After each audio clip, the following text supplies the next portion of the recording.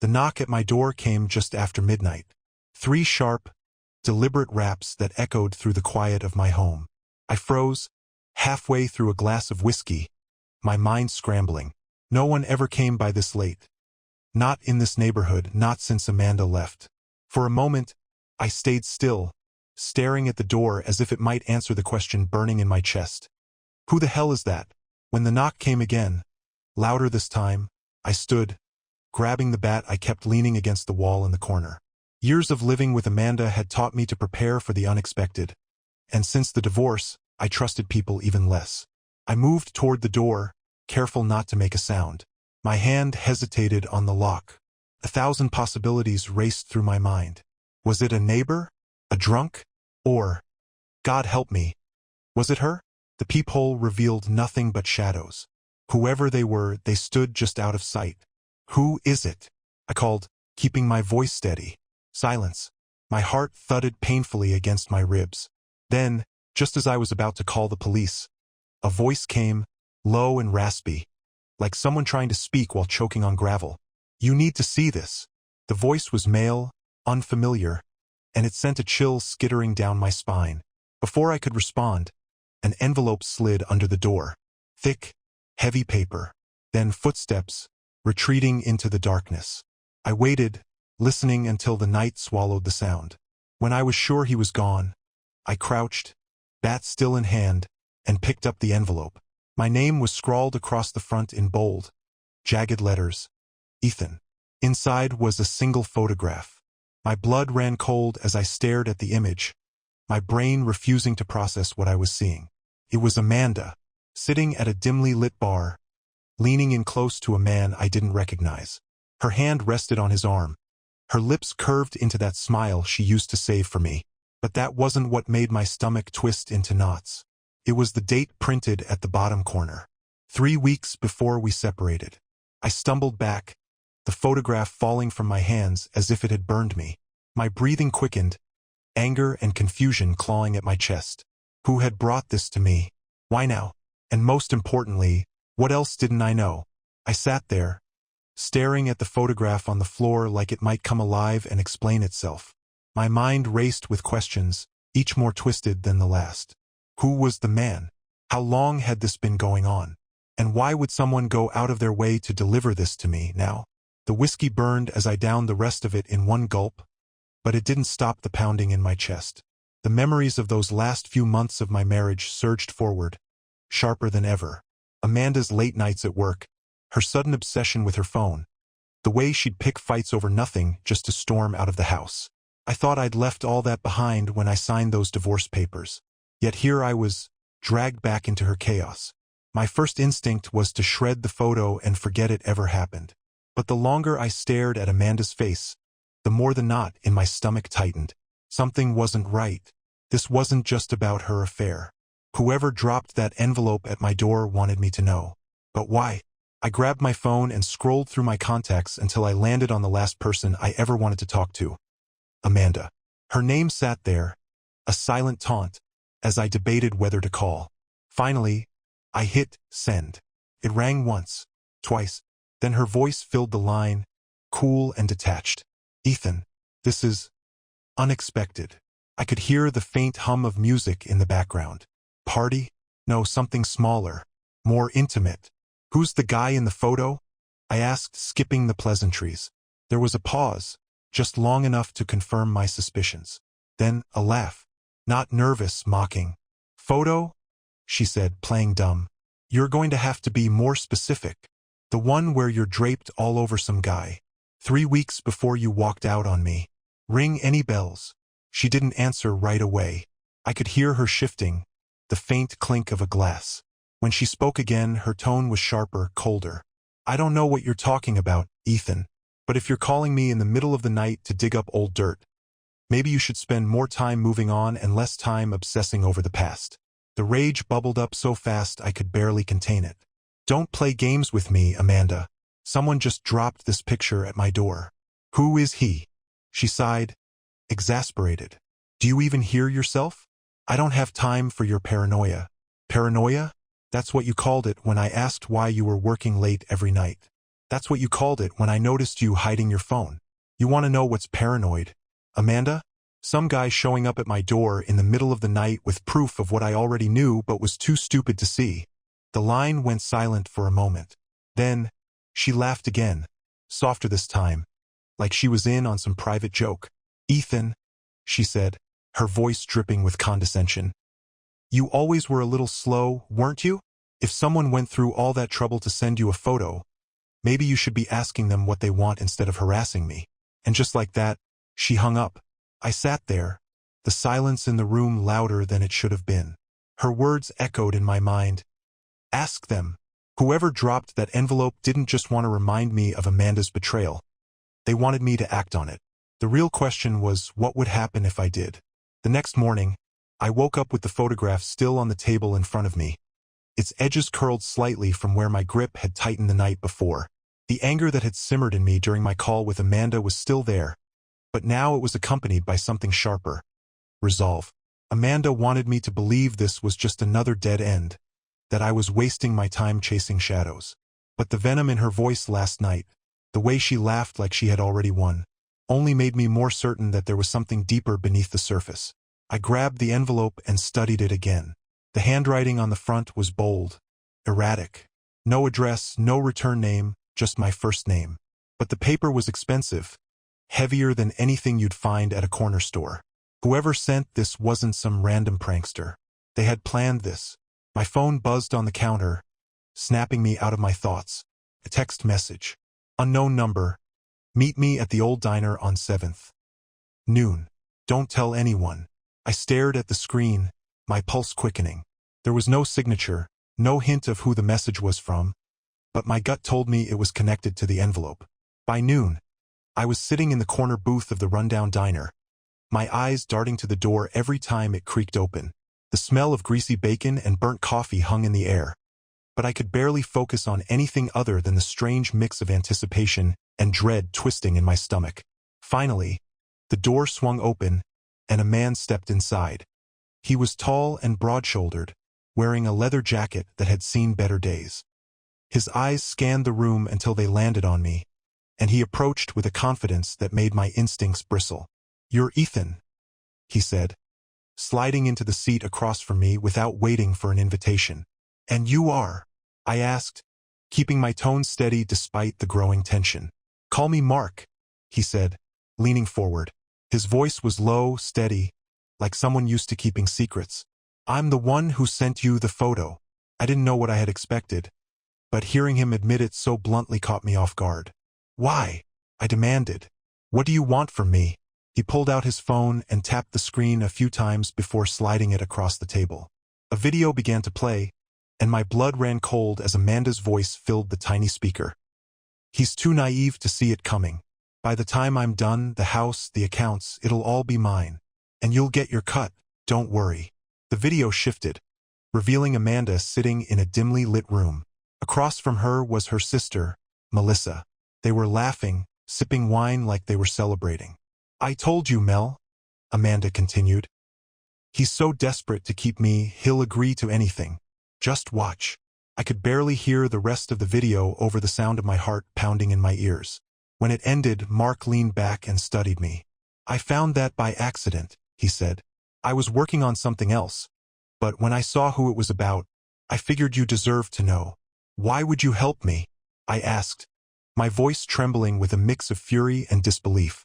Let's just say I have my own reasons for wanting to see her taken down, Mark said with a faint smirk. But this isn't just about you, Ethan. She's been planning this for months, and if you don't act fast, you're going to lose everything. His words hit like a sledgehammer, but before I could respond, he stood, sliding his phone back into his pocket. Think about it, he said, and if you're ready to fight back, I'll be in touch. As he walked out of the diner, leaving me alone with the weight of what I'd just seen, one thing became terrifyingly clear. Amanda hadn't just betrayed me. She'd been plotting to destroy me all along. I sat in that diner booth long after Mark had left, staring at the screen of my phone, which now displayed a screenshot of the video he'd shown me. Amanda's words looped in my mind like a broken record.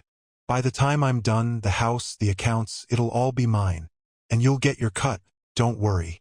My hands shook as I clenched the phone tighter. Every moment I had spent questioning myself during our marriage, every time she'd made me feel like I was crazy for doubting her, every night I spent trying to fix a relationship she had already decided to burn to the ground. All of it came rushing back, sharper and crueler than ever. I wanted to scream, to punch something, to make her feel even a fraction of the betrayal she had carved into me. But rage wasn't going to save me now. I paid for my coffee and left the diner, stepping into the blinding midday sun. The world outside felt jarringly normal, as if the ground beneath my feet hadn't just shifted completely. People strolled by, oblivious, while I wrestled with the fact that my ex-wife had turned our divorce into a calculated heist. By the time I got home, my head was spinning with questions. What was Mark's connection to Amanda? Why had he chosen to help me now? And most importantly, how much damage had Amanda already done behind my back? I dropped into my desk chair and opened my laptop, logging into my bank accounts with shaky fingers. The first thing I noticed was the savings account. The balance had been significantly lower since the divorce, but now it was empty. My chest tightened as I clicked through the transaction history. There it was, a withdrawal made just weeks before we finalized the paperwork. A withdrawal I hadn't authorized. I flipped to the joint credit card account. Amanda had claimed she'd stopped using it after we separated, but there were recent charges, expensive ones. A boutique hotel downtown, a jewelry store, a luxury spa. I stared at the screen, the sinking feeling in my stomach deepening. Amanda wasn't just plotting during the divorce. She'd been stealing from me the entire time. Before I could spiral any further, my phone buzzed again. Another text from the unknown number. Unknown number. Hope you're not wasting time. I can help you make this right, but you need to act fast. I hesitated, my fingers hovering over the keyboard. Every instinct in me screamed not to trust Mark, not to fall deeper into this mess.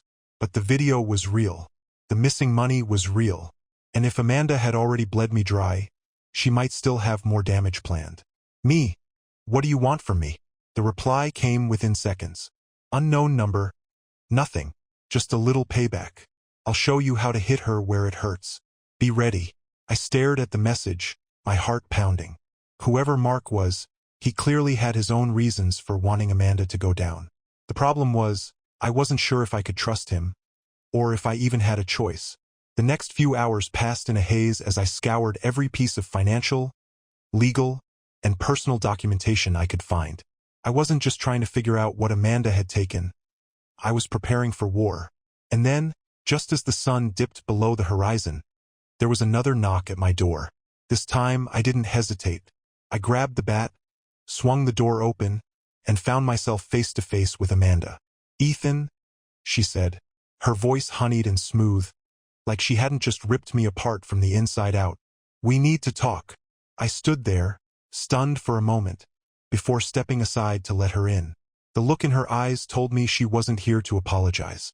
No, Amanda had a plan, and I was going to find out exactly what it was.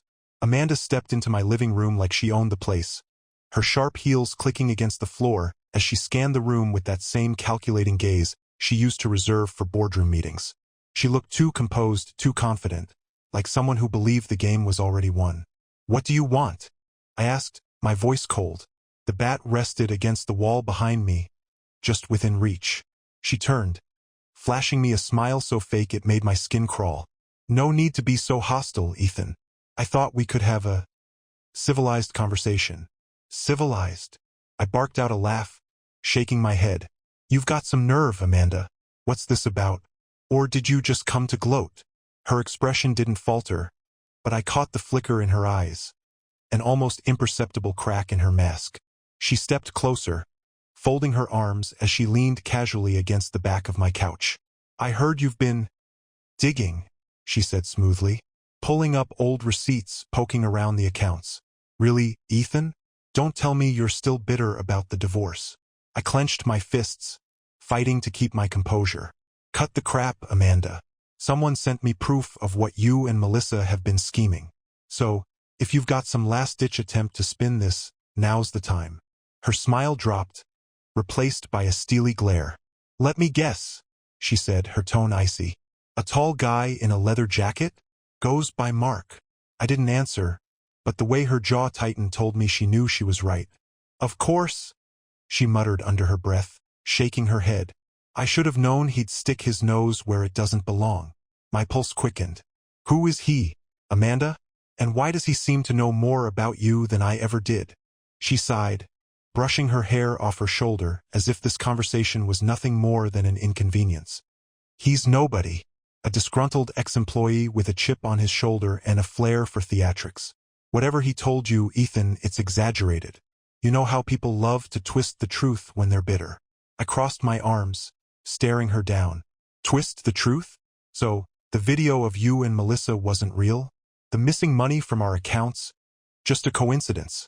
Her lips pressed into a thin line, and for the first time, I saw the cracks in her armor spreading. She wasn't in control anymore, and she knew it. Listen to me, she said, her voice low and urgent. Mark's trying to stir up trouble because he has an agenda. He wants revenge on me, and he's using you to get it. Don't let him drag you into his mess. Ethan, it's not worth it. I stared at her, the weight of her words pressing down on me. Part of me wanted to believe her, wanted to think this was all some elaborate misunderstanding. But then I remembered the look on her face in that video, the casual cruelty in her laughter. Even if Mark has an agenda, I said finally, my voice steady, it doesn't change the fact that you've been lying to me from the start. So tell me, Amanda, what else are you hiding? Her eyes narrowed, and the calm, composed facade she'd been clinging to finally shattered. You really think you're the victim here, don't you? She snapped. You think you're so innocent, so pure. Let me tell you something, Ethan. You wouldn't have survived without me. You needed me to keep everything running because you're too weak to do it yourself. Her words hit like a slap, but instead of backing down, I took a step closer. You're right about one thing, I said, my voice low. I needed you, until I saw who you really were. She opened her mouth to respond, but before she could, my phone buzzed on the counter. The sharp sound cut through the tension like a knife. I grabbed it, glancing at the screen. Another message from Mark. Mark, she's bluffing. Don't let her leave before you check the files I just sent. Amanda's eyes flicked to the phone, and for the first time, I saw genuine fear in her expression. What files? She asked, her voice tight, but I didn't answer. Instead, I stepped back, my heart pounding as I opened the attachment Mark had sent. The first document was a financial statement, one that made my stomach churn.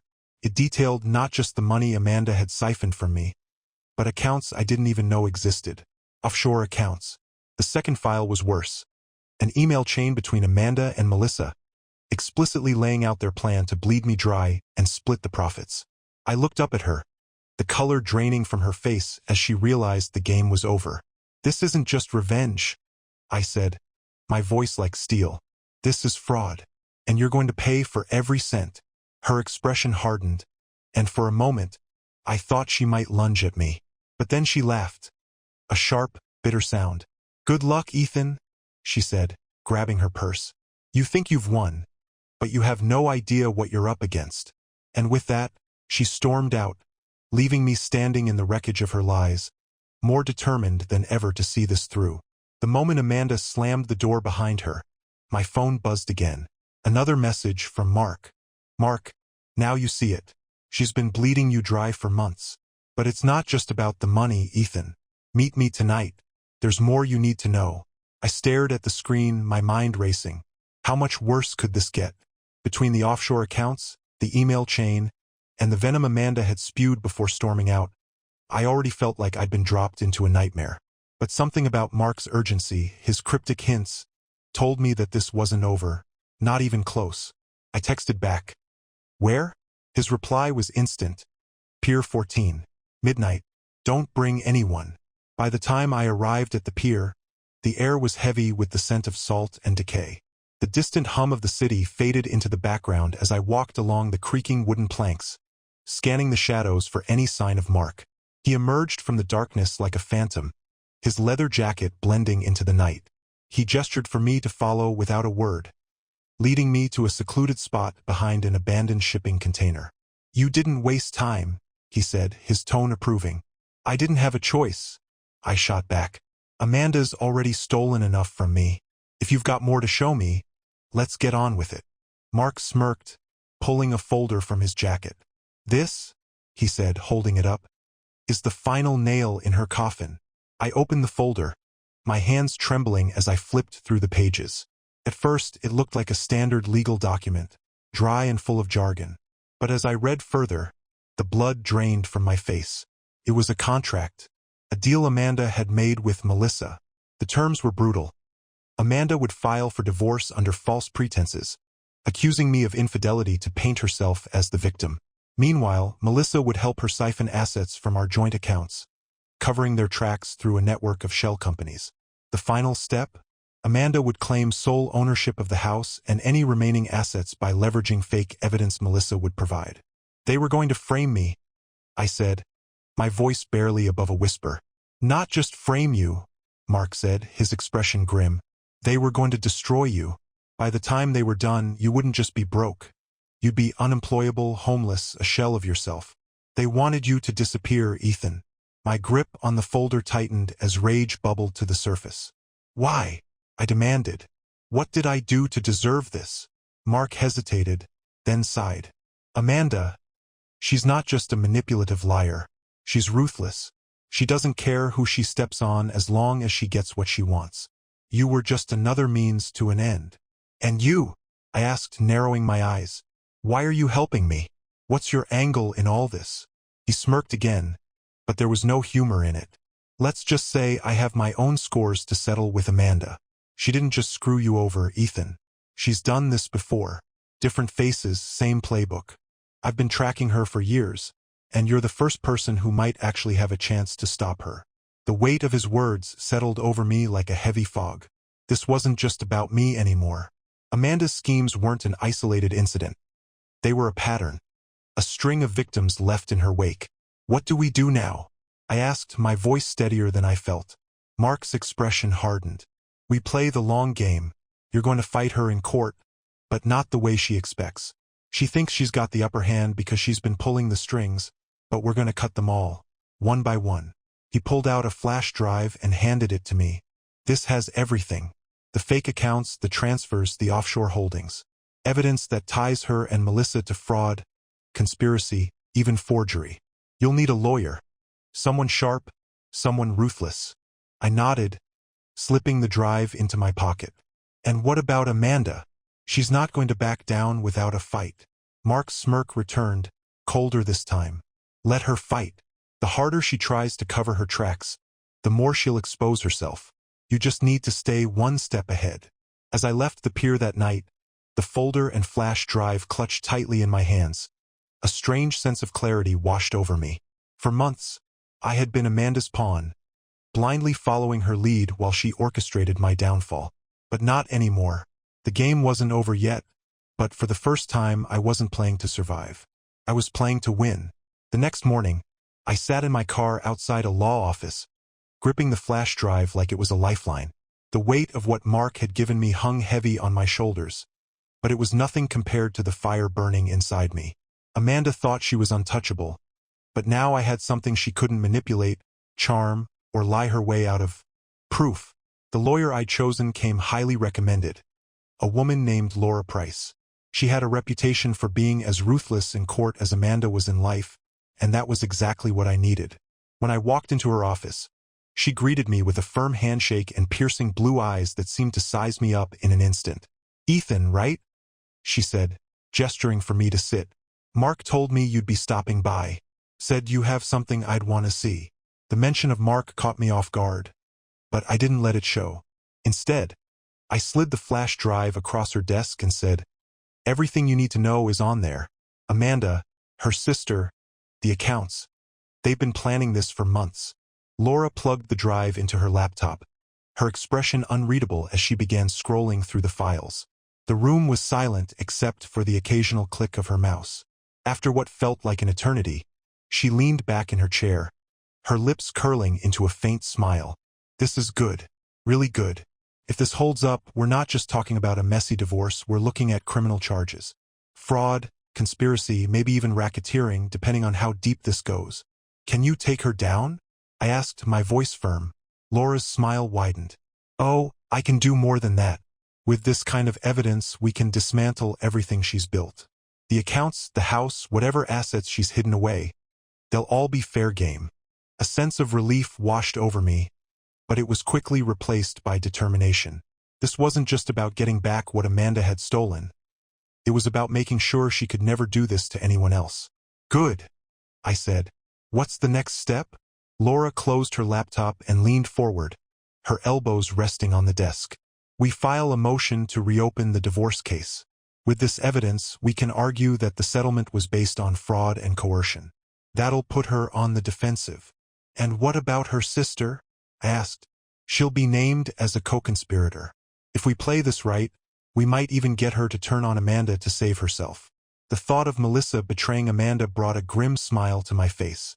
Their alliance had always been built on greed and mutual benefit. If one of them felt the heat, the other would crumble. Before I left, Laura gave me a list of things to prepare. Financial records, personal correspondence, anything that could corroborate the evidence Mark had provided. It felt like a mountain to climb, but for the first time in months, I didn't feel helpless.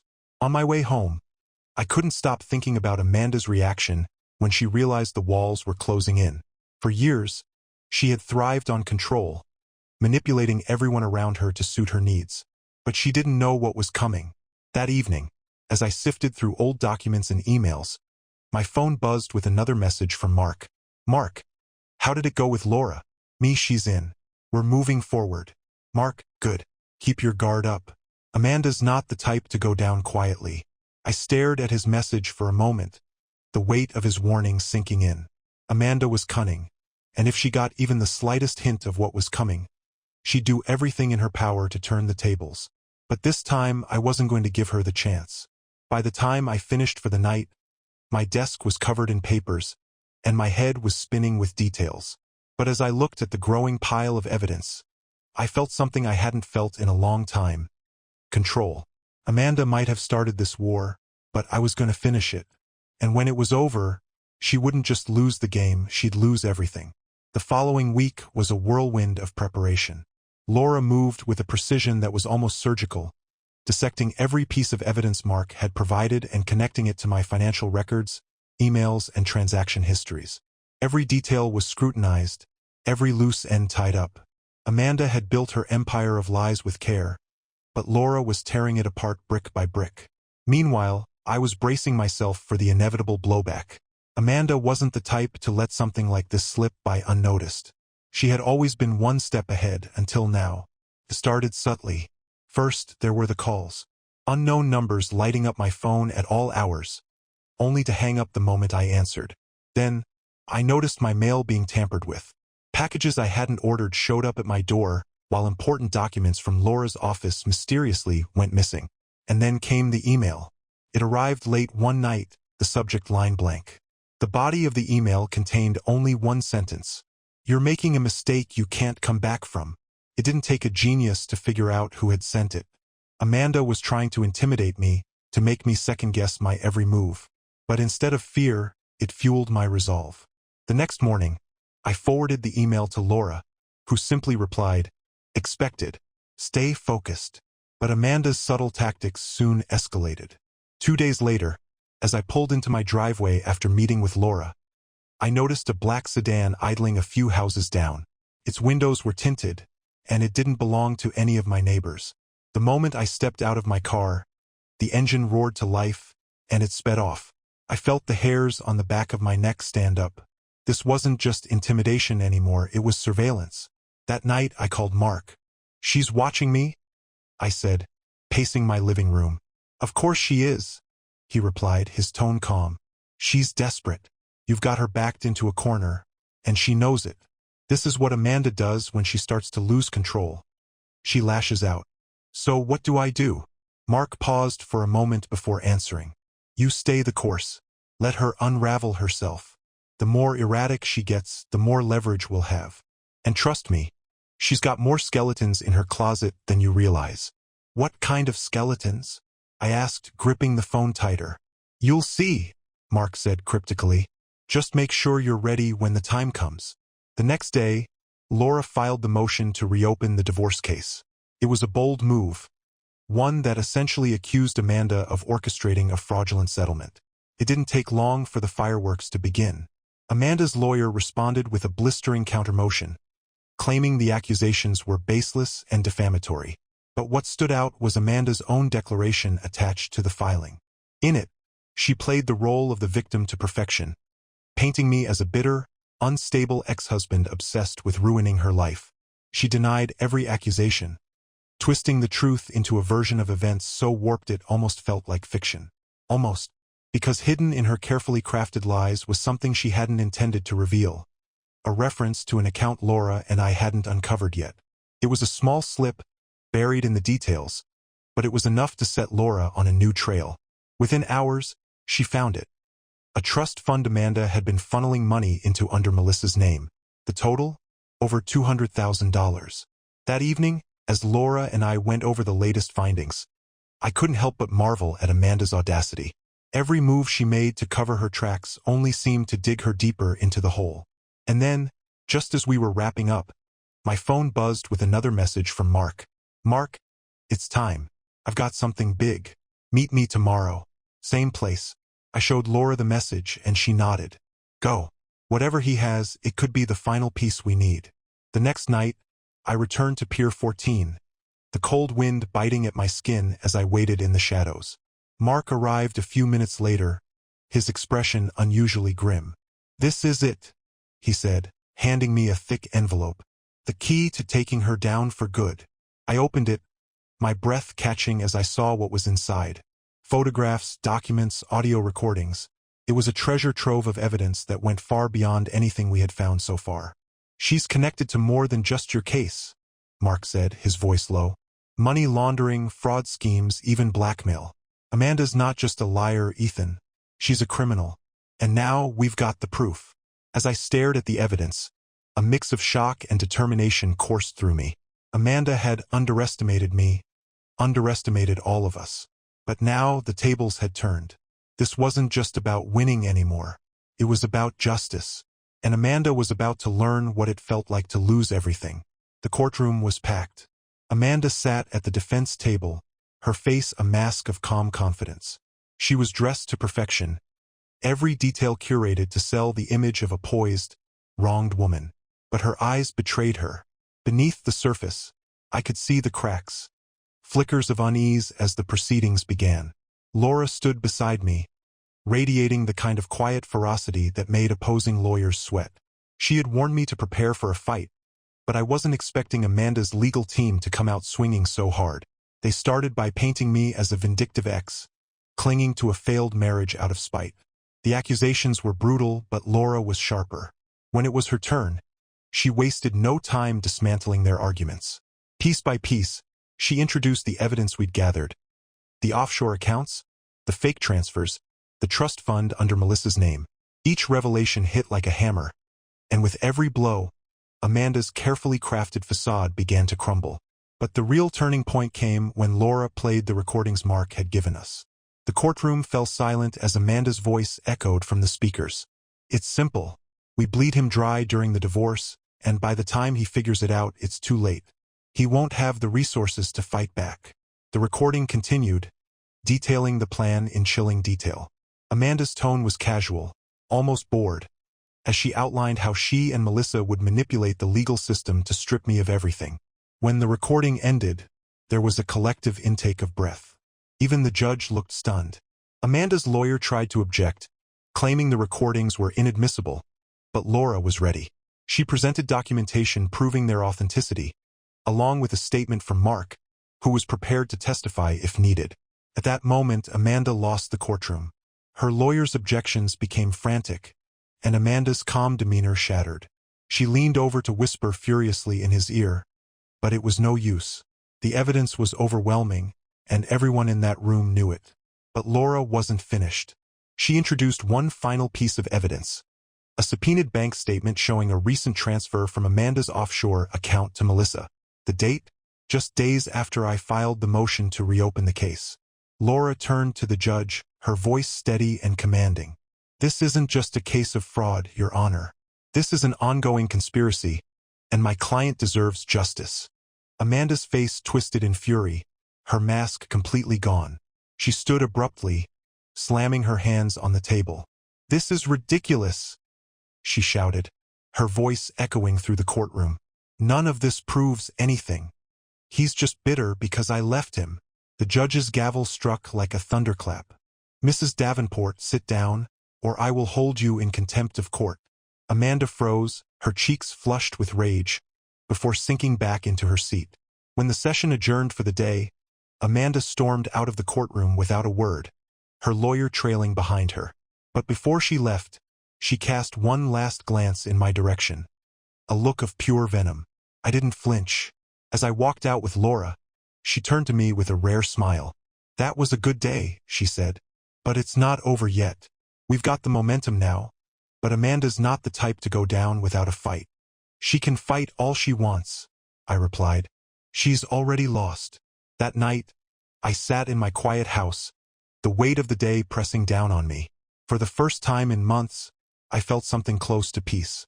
Amanda's lies, her schemes, they were all unraveling, and soon she'd have to face the consequences. But as satisfying as the day had been, I knew Mark was right. Amanda wouldn't go down quietly, and I needed to be ready for whatever came next.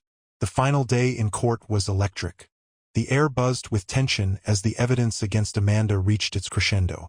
Laura, as relentless as ever, began her closing arguments by painting a vivid picture of Amanda's betrayal. Not just of me, but of the legal system, her family, and anyone unfortunate enough to trust her. "The defendant didn't just exploit her husband," Laura said, her voice cutting through the room. "She weaponized every relationship, every law, and every ounce of good faith to serve her greed. This isn't just a divorce case. This is a blueprint for calculated deception." Amanda sat stiffly at the defense table, her usual smugness replaced by a simmering rage. Every time Laura spoke, Amanda whispered furiously to her lawyer, who now looked more like a man bracing for impact than one ready to fight back. When it was the defense's turn, Amanda did something I hadn't expected. She asked to testify. Her lawyer hesitated but eventually nodded, clearly realizing they had little to lose. Amanda stood, smoothed her designer dress, and strode to the stand like she was stepping onto a stage. "I'm not a perfect person," she began, her voice trembling just enough to sound sincere. "But this portrayal of me as some heartless criminal? It's absurd. Ethan is bitter, and he's using these wild accusations to drag me through the mud." Her performance was almost convincing. Almost. Then Laura rose for the cross-examination, and the cracks in Amanda's act began to show.